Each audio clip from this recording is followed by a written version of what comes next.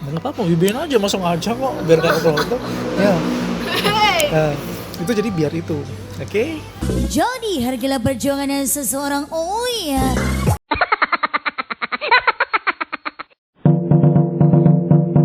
Hai semuanya, Assalamualaikum warahmatullahi wabarakatuh. Ketemu lagi sama aku Dewi Kusmasteti.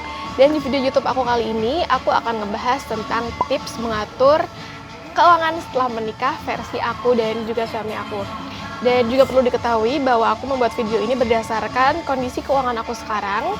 Dan juga untuk informasi aja bahwa pembuatan video ini berdasarkan nominal yang suami aku kasih ke aku. Jadi bukan berdasarkan persentase seperti 20%, 30%, 50%, enggak gitu. Dan juga video ini bisa digunakan dan diaplikasikan untuk kalian yang belum menikah loh. Jadi buat kalian yang penasaran langsung aja stay tune dan let's check this out. Put your hand in mine. You know that I want to be with you all the time. You know that I won't stop until I make you mine. Oh ya, tips ini bertujuan untuk bisa mapan secara financial minimal 5 tahun setelah pernikahan. Kenapa 5 tahun? Karena menurut aku dan suamiku itu berpendapat bahwa pasangan bisa mencapai kesetelan dalam keuangannya itu minimal 5 tahun dari pernikahannya. Entah itu yang sudah punya rumah sendiri, masih ngontrak, ngekos, atau tinggal bareng mertua atau orang tua. Dan yang penting arti mapan di sini adalah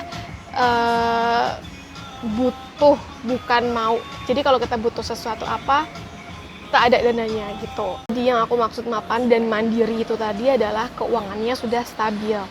Mungkin beberapa dari kalian udah banyak yang dengar bahwa stabilnya keuangan dalam rumah tangga itu adalah kunci. Langsung aja masuk ke poin yang pertama yuk.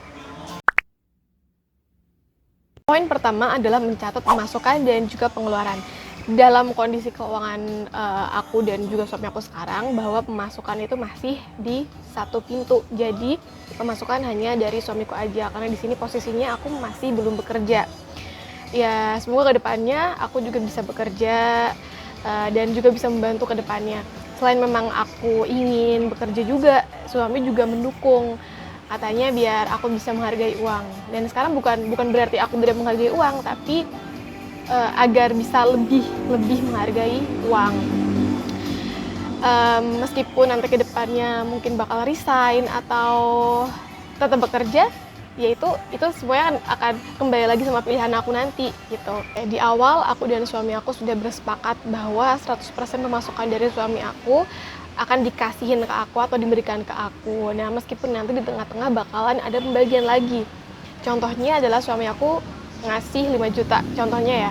Terus nanti suami aku minta lagi ke aku 500.000. Itu untuk apa? Yaitu untuk pegangan dia. Karena aku tahu bahwa dia kerja di luar, dia juga butuh pegangan juga, dan dia 24 jam nggak sama aku. Jadinya mau nggak mau, ya dia harus pegang uang juga. Untungnya adalah suami aku bukan perokok, jadi mungkin masih bisa mengendalikan beberapa savingsnya dia.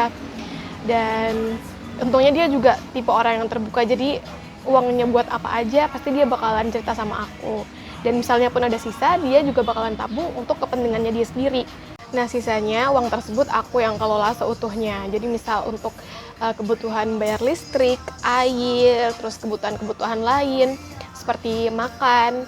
BTW sebenarnya kalau makan aku masak di rumah itu kemungkinan bakal lebih irit. Cuman karena kondisi yang belum memungkinkan dan aku juga males masak, jadi aku sekarang lebih seringnya jajan gitu.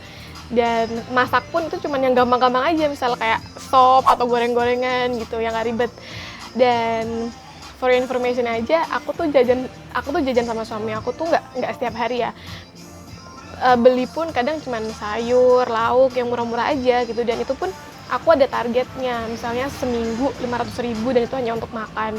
Dari pengeluaran 500.000 tadi yang untuk makan itu, kalau misalnya ada sisa, ya tentunya aku tabung gitu, karena kita nggak tahu kan pengeluaran dan kebutuhan kita ke depannya itu seperti apa gitu. Uang udah 100% aku yang megang itu, di sini aku bener-bener hati-hati dan rinci banget, karena ada atau tidaknya uang dalam jangka waktu 1 bulan itu aku yang menentukan gitu. Jadi ya aku harus bener-bener savings, harus bener-bener mencatat apa yang jadi kebutuhan saat ini, pengeluarannya aku catat juga.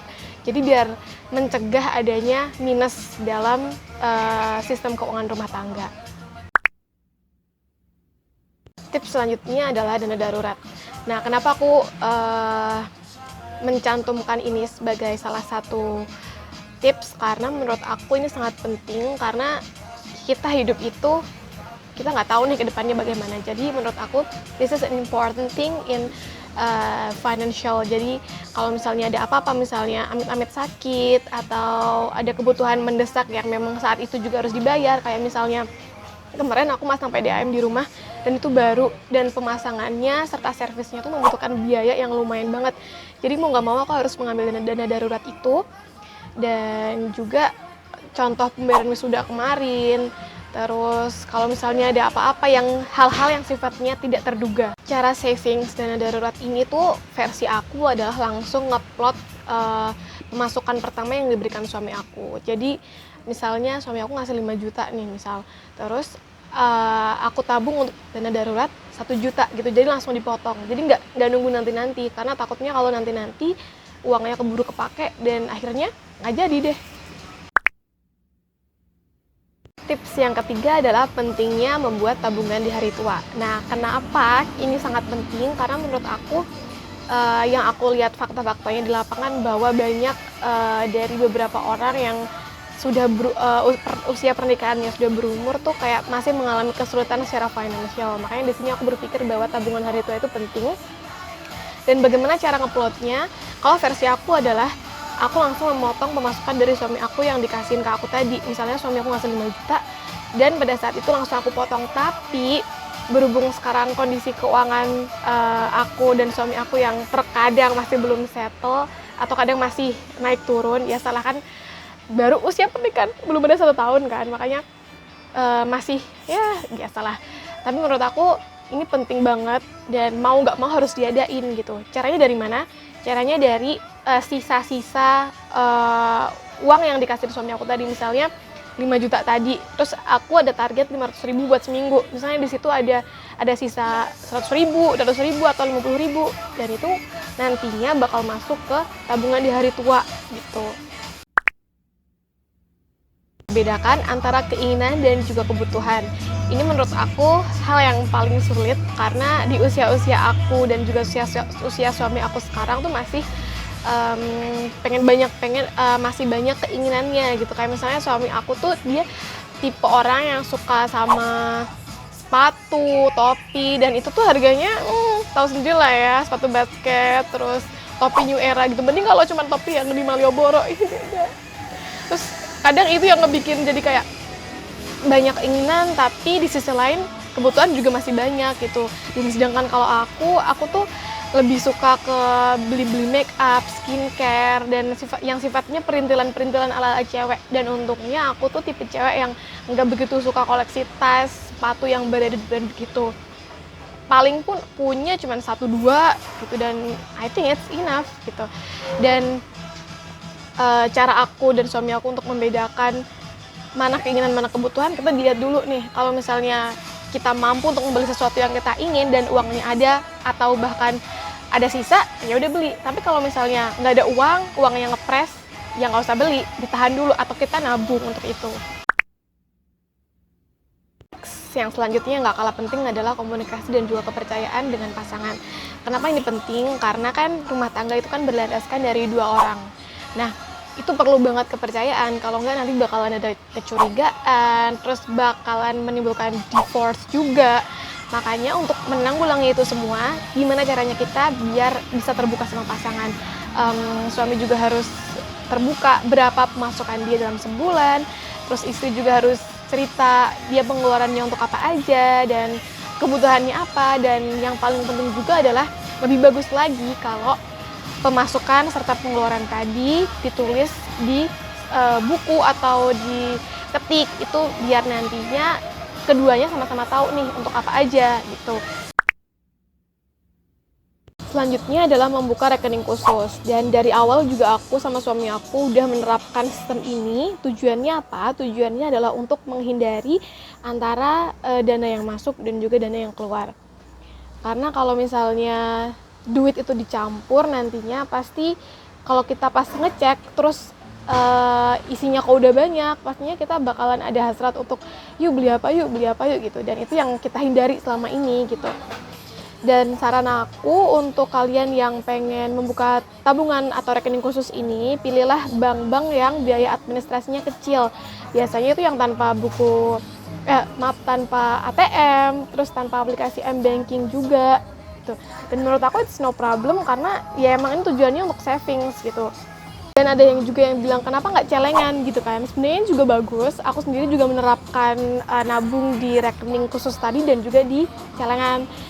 Itu pun yang dimasukin ke celengan yang receh-receh kayak 1000-an, 2000, 500, yang sisa-sisa dari kembalian itu pun juga kalau nggak dirampok sama suami saya ya kan. Nah itu sifatnya tuh memang yang khusus insidentil gitu. Dan kadang tuh aku timbul di pikiran juga kenapa kita nggak nabung di celengan yang nominalnya besar, karena selain aku tuh orangnya soal gatel, suka ngambilin di celengan dan juga menghindari hal-hal yang tak kasat mata gitu. Nah, beruntung bagi kalian yang sudah menikah tapi keuangan dan finansial kalian tuh udah settle dan udah stabil 100%. Dan bagi teman-teman yang finansialnya masih naik turun, masih belum settle 100%, perlu dievaluasi lagi nih, di mana bagian part yang bikin kalian boros, terus bikin pemasukan minus, itu juga masih perlu dikulik lagi gitu. Dan untuk 5 tahun yang aku bilang di awal itu tadi merupakan target aku sama suami aku secara pribadi. Untuk kalian yang menginginkan kurang dari itu atau lebih dari itu, ya monggo silahkan, karena sebetulnya target tersebut dikembalikan ke pribadi masing-masing. Apapun kondisi kita setelah menikah, naik turun itu hal biasa, yang penting tetap harus selalu bersyukur, itu yang paling penting. Saling support dan tentunya jangan saling menyalahkan, karena rezeki itu datangnya bisa dari mana saja. Oke, sampailah kita di penghujung video. I'm blessed to be here for you guys. Jadi aku ngerasa senang sekali bisa berbagi cerita dengan kalian, because sharing is caring. Jadi mohon maaf kalau misalnya ada salah kata atau tutur kata aku yang kurang tepat. I'm so sorry.